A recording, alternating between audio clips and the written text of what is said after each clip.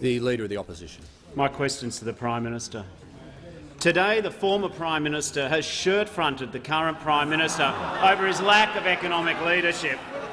Will the current Prime Minister take up the former Prime Minister's challenge and rule out retrospective changes to negative gearing?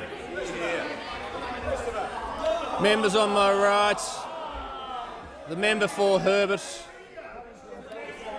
The Treasurer will just wait a second. Treasurer will just wait a second. Members on both sides will cease interjecting. The member for Hunter will cease interjecting. The member for Herbert, I asked to cease interjecting a second ago. The member for Flinders will not interject while I'm addressing the House. I again invite him to familiarise himself with some rulings I made while he was away. And the member for Moreton and the member for Herbert are warned. The Treasurer has the call. Speaker, I thank the Prime Minister for the opportunity to respond. And the question actually relates to the different positions, Mr Speaker, apparently. But let me talk about some of the different positions on that side of the House, Mr Speaker, because 12 months ago John Fain asked the Leader of the Opposition, he said, yes or no, would you in some way wind back negative gearing? And what the Leader of the Opposition said that policy is not on our radar.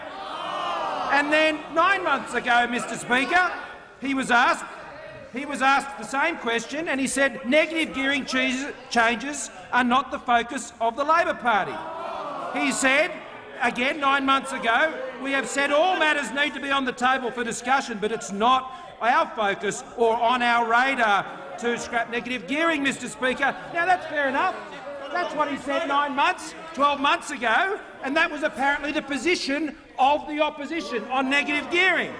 So, Mr Speaker, funnily enough, just 2.5 weeks ago, when the member for McMahon was asked about negative gearing, he said this, and this was after they'd announced their changes, their catastrophic, market-destroying changes, Mr Speaker. He said, well, we've been working on our policy for 18 months.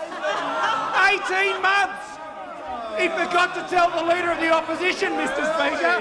He forgot to tell the Leader of the Opposition the bib and bob of basket cases, Mr Speaker, when it comes to policies on negative gearing. What those opposite don't understand on negative gearing, Mr Speaker, is that mums and dads are investing in property for their own future. And you know one of the things those mum and dads are doing, Mr Speaker? They are investing— The Treasurer will resume his seat.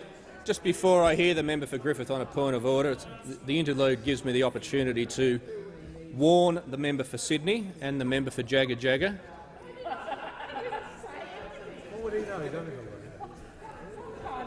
And the member for Griffith on a point of order. Thank you, Mr Speaker. Unfortunately, the point Minister giving the answer is not relevant, and I ask the Speaker— The member for Griffith will resume her seat. Members on my right will cease interjecting. Without restating everything I've said about Minister's answers, on any reading, the preamble to that question was very broad. The Treasurer has the call.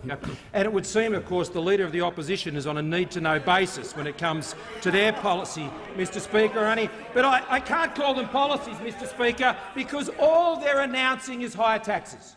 That's all we're getting from that side. They camouflage policy as putting their hand deep into the pockets of mum and dad investors who are simply trying to get ahead. And the point I was going to make, Mr Speaker, is who do they think is investing in properties that go into the Defence Housing Authority's pool, that are actually providing properties for our servicemen and women?